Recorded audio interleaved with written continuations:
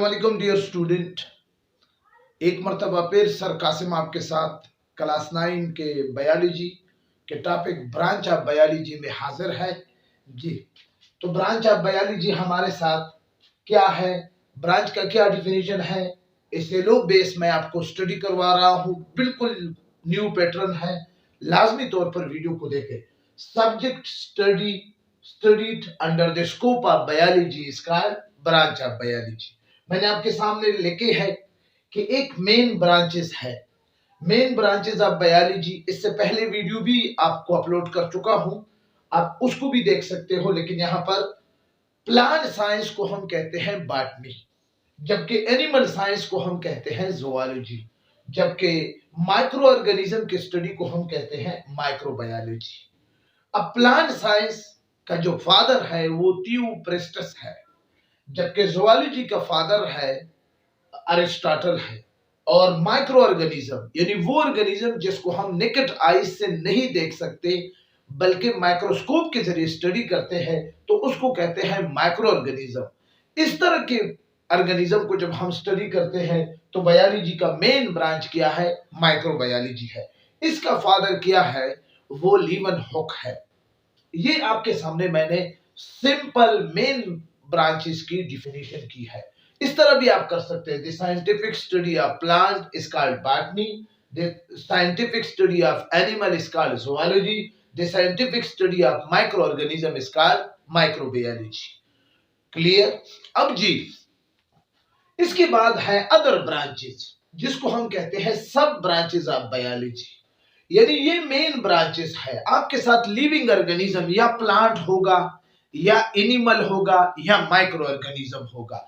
इसके अलावा आपके साथ एनिमल किसी चौथे फॉर्म में मौजूद नहीं होगा, ठीक है ना। तकरीबन ऑलमोस्ट 0.5 मिलियन प्लांट है, यानी 5 लाख पौधे हैं। इसी तरह 15 लाख एनिमल है और इसी तरह लाखों की तादाद में माइक्रो ऑर्गेनिज्म है, जिसका शुमार करना भी मुश्किल है। यानी लामुतनाही तादाद में क्या है, माइक्रो ऑर्गेनिज्म है। याद रखिए कि माइक्रो ऑर्गेनिज्म में हम माइक्रो ऑर्गेनिज्म के पैथोजेनेसी यानी कैसे वो डिजीज काज करते हैं, वो कैसे उसकी कैसे ट्रीटमेंट की जाती है, उनसे हम अपने आप को कैसे प्रिवेंट कर सकते हैं। तो ये हम माइक्रोबायोलॉजी में बेसिक हम यहाँ पर वो चीजें स्टडी करते हैं।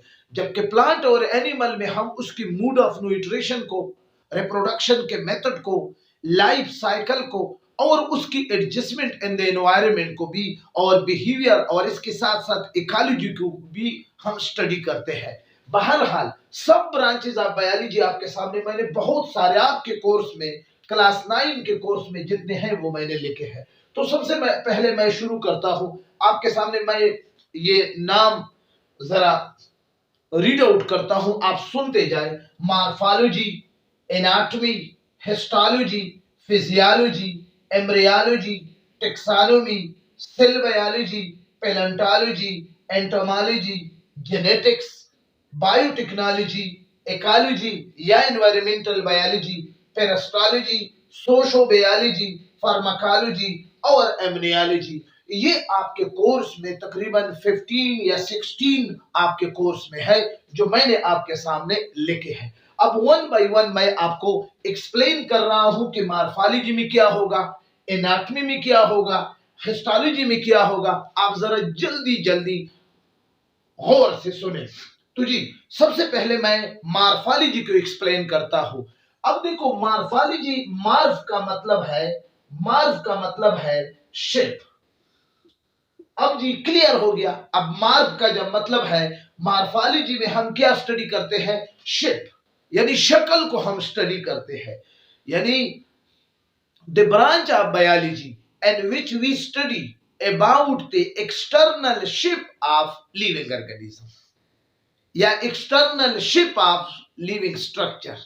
मतलब यह है कि किसी ऑर्गेनिज्म के हम शेप को स्टडी करते हैं। हम उस वक्त कहते हैं कि इसका शेप राउंड है, हम कहते हैं कि इसका शेप स्फेरिकल है, इसका शेप इस तरह है। तो इस तरह की बातें जब हम करते हैं, शेप और साइज की बातें जब हम करेंगे, तो फिर हम एक्सटर्नली जब हम शेप और साइज किसी लिविंग ऑर्गेनिज्म के स्ट्रक्चर के बारे में करेंगे, तो ये हमारे साथ क्या हो गया, मॉर्फोलॉजी। ठीक है ना। अब ये तो हो गया। इसके बाद है एनाटॉमी।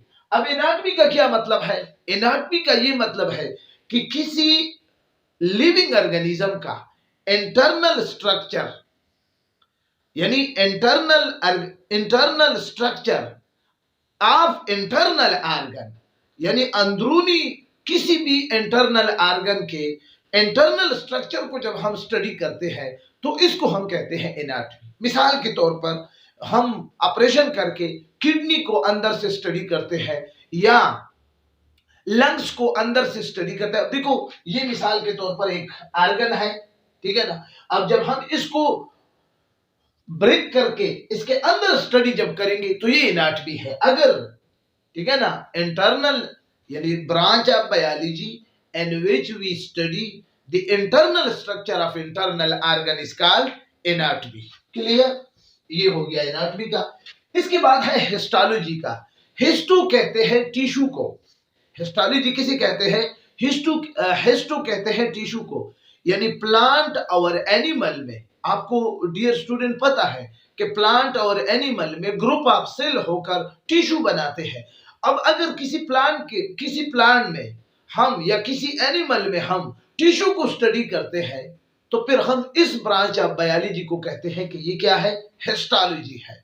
स्टडी ऑफ टिश्यू, उसकी स्ट्रक्चर, उसकी कंपोजिशन, उसकी ऑर्गेनाइजेशन, यानी वो किस तरह बना है, वो किस तरह काम करता है प्लांट और एनिमल केस में, तो इस सूरत में हम कहेंगे कि ये क्या है? हिस्टोलॉजी है। याद रखिए कि माइक्रो ऑर्गेनिज्म में टिश्यू लेवल नहीं होता, इसलिए हमने प्लांट और एनिमल की बात की है।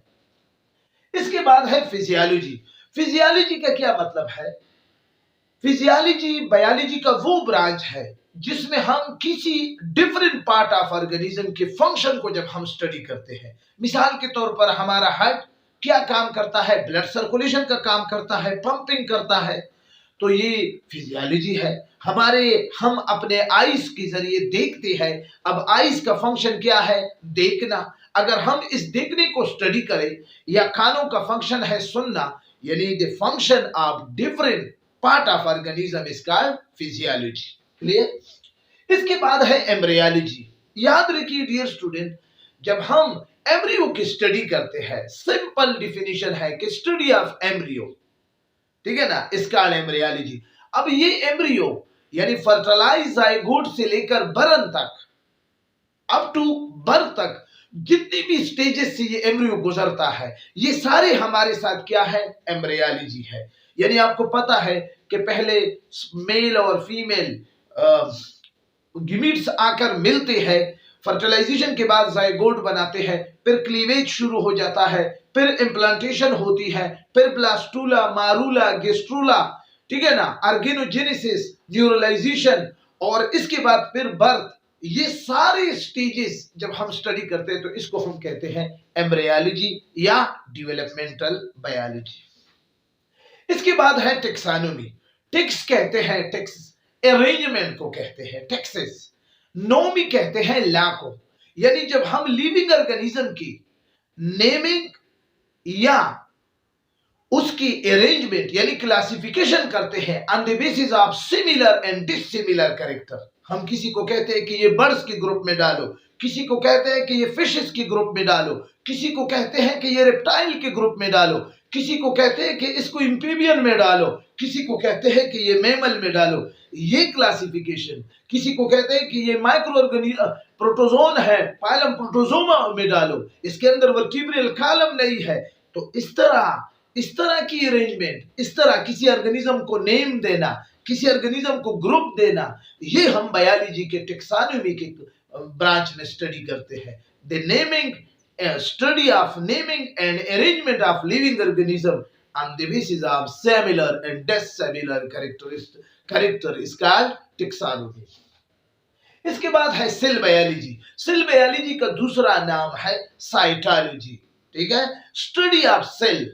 जैसे आपको पता है कि हमारे बॉडी का यूनिट है सेल, तो इस सेल का स्ट्रक्चर, इस सेल का फंक्शन, इस सेल की कंपोजिशन, ठीक है ना, अगर इस सेल की ऑर्गेनाइजेशन, इन सब को जब हम स्टडी करते हैं, यानी सेल कंसर्न स्टडी को हम कहते हैं सेल बायोलॉजी। याद रखिए कि इस ब्रांच में हम माइक्रोस्कोप लाजमी तौर पर इस्तेमाल करेंगे, इलेक्ट्रॉनिक माइक्रोस्कोप को भी, कंपाउंड माइक्रोस्कोप को भी और लाइट माइक्रोस्कोप को भी। माइक्रोस्कोप के बगैर सेल बायोलॉजी की स्टडी हम नहीं कर सकते बहरहाल। इसके बाद है पैलेंटोलॉजी। प्लेनस कहते हैं एनेसेंट को, ठीक है ना। अब यहां पर हम क्या करते हैं, जो एक्सटेंट ऑर्गेनिज्म है यानी जो जिसका वजूद नहीं है उसके डेड रिमेन को, जिसको हम कहते हैं फॉसिल, यानी the study of fossil is called palaeontology. Fossil dead remain of living, dead remain of dead organism, ठीक है ना। जब हम फॉसिल को स्टडी करते हैं, पैलेंटोलॉजी दो किस्म के हैं। अगर ये प्लांट का फॉसिल है तो हम उसको कहते हैं प्लेनियोबॉटनी, अगर ये एनिमल का है तो हम उसको कहते हैं कि प्लेनियोजोलॉजी। यहां पर फिर आपको माइक्रो ऑर्गेनिज्म के फॉसिल रिकॉर्ड नहीं मिलेगा। इसके बाद है entomology, the scientific study of, enter कहते हैं इंसेक्ट को, लोजी यानी इंसेक्ट ले लो, तो एंटोमोलॉजी क्या है, यानी study, the scientific study of insect. जब हम हशरात को स्टडी करते हैं, फाइलम आर्थ्रोपोडा जो कि इनवर्टिब्रेट में सबसे लार्जेस्ट क्लास है, तो हम अगर इंसेक्ट की हैबिटेट को स्टडी करते हैं, मूड ऑफ लाइफ को स्टडी करते हैं, उसके इकोनॉमिक इंपॉर्टेंस को स्टडी करते हैं, उसके रिप्रोडक्शन को स्टडी करते हैं, तो इस ब्रांच ऑफ बायोलॉजी को हम कहते हैं कि ये एंटोमोलॉजी है, ठीक है ना।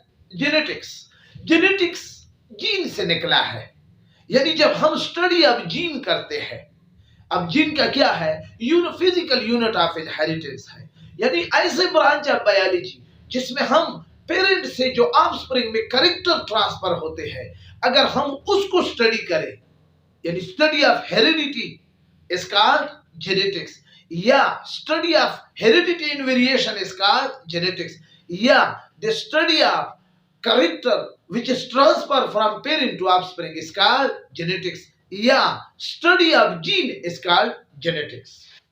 इसके बाद है बायोटेक्नोलॉजी। बायो का मतलब है लाइफ, टेक्नोलॉजी का मतलब है स्किल, यानी the utilisation of micro organism for the welfare, for the benefit of human being, इसको कहते हैं बायोटेक्नोलॉजी। किसी एक माइक्रो ऑर्गेनिज्म को हम ऐसे इस्तेमाल करें जिससे ह्यूमन बीइंग को क्या बहुत ज्यादा बेनिफिट मिले, यानी जैसे हम यीस्ट को इस्तेमाल करके चीज बनाते हैं या यूकार्ड बनाते हैं, इसी तरह फर्मेंटेशन प्रोसेस में भी यीस्ट इस्तेमाल होती है, अल्कोहल बनाने में भी, सरका बनाने में भी, अचार बनाने में भी।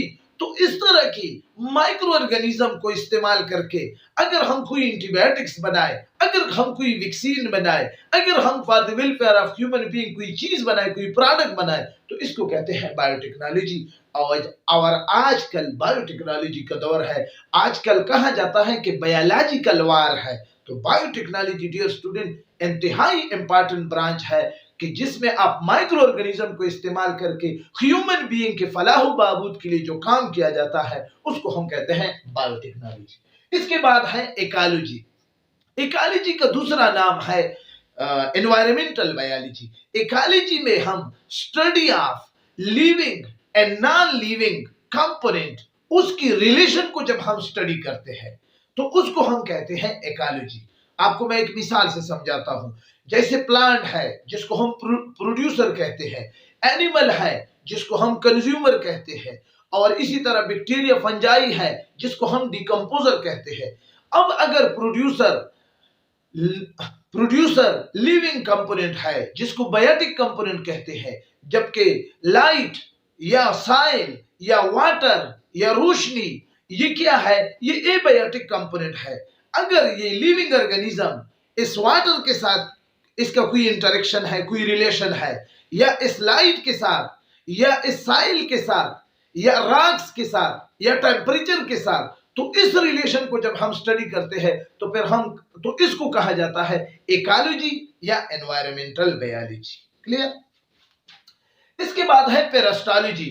पैरासाइट उस ऑर्गेनिज्म को कहते हैं जो कि किसी बॉडी में रहकर उससे खुराक भी हासिल करे और वहां पर उसको नुकसान भी पहुंचाए, तो उस ऑर्गेनिज्म को हम कहते हैं कि पैरासाइट। यानी नुकसान किस सूरत में होगा? किसी डिजीज की सूरत में होगा। The study of parasite in the living organism is called parasitology. मिसाल के तौर पर मलेरिया का एक पैरासाइट है प्लाज्मोडियम। अगर हम प्लाज्मोडियम की मूड को स्टडी करते हैं, ट्रांसमिशन को स्टडी करते हैं, प्रिवेंशन को स्टडी करते हैं, ट्रीटमेंट को स्टडी करते हैं, तो ये क्या है? तो ये पैरास्टोलॉजी है। इस तरह बहुत सारे पैरासाइट हैं। पैरासाइट दो किस्म के हैं, एक एक्टोपैरासाइट है और एक एंडोपैरासाइट है। एक्टोपैरासाइट बॉडी के बाहर रहते हैं और एंडोपैरासाइट बॉडी के अंदर रहते हैं। ठीक है ना? बाज़ औक़ात कुछ ऑर्गेनिज्म डेड बॉडी से भी खुराक हासिल करते हैं, उसको हम सेप्रोफाइट कहते हैं, डिकम्पोजर भी उसको कहा जाता है। ये भी पैरास्टोलॉजी के ज़मरे में आते हैं। लेकिन पैरास्टोलॉजी उस ब्रांच ऑफ बायोलॉजी को कहते हैं कि जिसमें हम ऐसे ऑर्गेनिज्म को स्टडी करें जो खुराक भी उस बॉडी से हासिल करे और डिजीज भी काज करे, यानी पैथोजेनिक भी हो, तो उसको हम कहते हैं पैरास्टोलॉजी। इसके बाद है सोशो बायोलॉजी। अब सोशल यानी interaction with other living organism इसका सोशल। अब अगर हम किसी एक ऑर्गेनिज्म का सेम ऑर्गेनिज्म के साथ कोई इंटरेक्शन हो या डिफरेंट ऑर्गेनिज्म के साथ कोई इंटरेक्शन हो एनवायरनमेंट में, अगर हम उसको स्टडी करें तो इसको कहते हैं सोशो बायोलॉजी। मिसाल के तौर पर हनी बी है, वो अपने छत्ते में क्या है, 3 किस्म के, उसमें एक क्वीन होता है, एक ड्रोन होते हैं मेल और एक वर्कर होती है फीमेल। इन सब का एक कोऑर्डिनेशन होता है, एक इंटरेक्शन होता है इस छत्ते में। क्वीन अंडे देते हैं, ड्रोन उसको फर्टिलाइजेशन में मदद देते हैं, ब्रीडिंग में मदद देते हैं, जबकि फीमेल वर्कर काम करते हैं, फ्लावर से नेक्टर लाते हैं। अब ये देखो तीनों का एक इंटरेक्शन है, ये पॉजिटिव इंटरेक्शन है। ठीक है ना? इसी तरह ह्यूमन बीइंग सोसाइटी में एक दूसरे के मदद करते हैं, एक दूसरे के साथ दोस्तियां करते हैं, तो ये सोशल इंटरेक्शन है। तो इस सोशल इंटरेक्शन का बाज़ औक़ात पॉजिटिव भी हो सकता है, नेगेटिव। अगर इंटरेक्शन की वजह से किसी ऑर्गेनिज्म को नुकसान पहुंचता है, वो मर जाता है या वो जख्मी हो जाता है या उसकी कोई लॉस हो जाती है, तो ये नेगेटिव इंटरेक्शन है। ये भी सोशो बायोलॉजी के ज़ुमरे में आता है। अगर इंटरेक्शन की वजह से किसी ऑर्गेनिज्म को फायदा हो रहा है, जैसे कोई छोटा ऑर्गेनिज्म है, पेरेंटल केयर यानी अपने वालिदैन अपने छोटे बच्चों का ख्याल करते हैं, तो ये तो पॉजिटिव इंटरेक्शन है।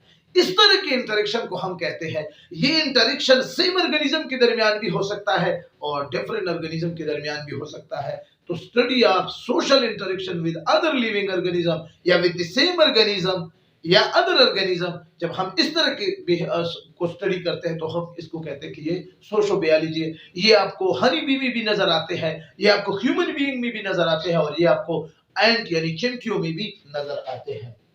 इसके बाद है फार्माकोलॉजी। फार्मा कहते हैं ड्रग्स को, लो जी ड्रग्स ले लो, the scientific study of drug is called pharmacology. अब ये ड्रग्स क्या चीज है? देखो, ये ड्रग्स वो केमिकल सब्सटेंस है जो कि किसी भी डिजीज के खिलाफ आप उस डिजीज को डायग्नोज करते हो या उसके ट्रीटमेंट के लिए किसी केमिकल सब्सटेंस को इस्तेमाल करते हो, तो इसको कहते हैं ड्रग्स। अब अगर हम इसकी साइंटिफिक स्टडी को ले लेते हैं तो ये फार्माकोलॉजी है। याद रखिए कि ड्रग्स और मेडिसिन में एक बहुत बड़ा डिफरेंस है। ड्रग्स आपको कोई एडवाइस नहीं करता, आप खा लेते हो, जबकि मेडिसिन आपको फिजियोलॉजिस्ट यानी डॉक्टर, एमबीबीएस डॉक्टर आपको एडवाइस करके आप उसको इस्तेमाल करते हो। ठीक है ना? वो भी केमिकल सब्सटेंस है, ये भी केमिकल सब्सटेंस है। इस केमिकल सब्सटेंस बहरहाल is a whole drugs the scientific study of drug is called pharmacology. Immunology, immune system की स्टडी को कहते हैं इम्यूनोलॉजी। याद रखिए कि इम्यून सिस्टम आपके बॉडी के अंदर नेचुरल एक सिस्टम है, WBC, एक सिस्टम को क्रिएट कर लेते हैं जिसको हम कहते हैं इम्यून सिस्टम। इस WBC एक मैक्रोफेज और एक टी लिम्फोसाइट यानी टी हेल्पर और टी किलर सेल को पैदा करते हैं। ये दोनों सेल, मैक्रोफेज और टी सेल, यानी ये दोनों कॉम्बिनेशन करके किसी भी फॉरेन बॉडी जिसको एंटीजन कहते हैं उसके खिलाफ बॉडी की रेजिस्टेंस को पैदा करते हैं। अगर ये डिफेंस सिस्टम, हम इस तरह की इम्यून सिस्टम को स्टडी करते हैं तो उसको कहते हैं इम्यूनोलॉजी। आई थिंक इतना ही आपको ब्रांच ऑफ बायोलॉजी में यही डिटेल काफी है। इनसे आप स्क्रीनशॉट भी ले लें। फिर भी आपको अगर किसी डिफिनीशन में याद करने में कोई प्रॉब्लम है, कमेंट बॉक्स में वो डिफिनीशन मेंशन करें। मैं आपको एक लाइन में उसका डिफिनीशन करता हूं, लेकिन अभी एक एक लाइन पे फिर सारी डिफिनीशन आपको सुनाने जा रहा हूं तो रेडी हो जाए। Study of external shape of living organism is called morphology. Study of internal structure of internal organ is called anatomy. Study of plant and animal tissue is called histology. Study of function of different part of living organism is called physiology. The study of embryo from fertilized egg to the birth, ठीक है ना, is called embryology. The naming and classification of organism, the study of naming and classification of organism is called taxonomy. Study of cell is called cell biology या cytology. The study of fossil is called palaeontology. The scientific study of insect is called entomology. The study of gene is called genetics. The study of the utilization of microorganism for the welfare of human being is called biotechnology. The study of relationship between biotic and abiotic component in the environment is called ecology, environmental biology. The study of parasite is called parasitology. The study of social interaction of between organism, between the same or different organism is called sociobiology. The scientific study of drugs is called pharmacology. The study of immune system of living organism is called immunology. The study of plant is called botany. The study of animal is called zoology. The study of microorganism is called microbiology. इस मुख्तसर video के साथ आपसे इजाजत चाहता हूं। इंशाअल्लाह next video पर मैं आपको एक और टॉपिक, इसी टॉपिक की सिलसिला हम जारी रखी हुई है। आप हमारे साथ रहे। एसएलओ बेस पे हम आपको स्टडी करवा रहे हैं। चैनल में नए हो तो लाजमी तौर पर सब्सक्राइब करें और साथ बेल आइकन प्रेस करें। इंशाअल्लाह सर कासिम को अपने दुआओं में याद रखिए। मेरे सेहत के लिए आप दुआ करते रहे। इंशाअल्लाह आपके लिए इसी तरह खूबसूरत बेहतरीन कंसेप्चुअल स्टडी पर मबनी टॉपिक इसी तरह आपको अपलोड करता रहूंगा। इजाजत चाहता हूं। खुदा हाफिज।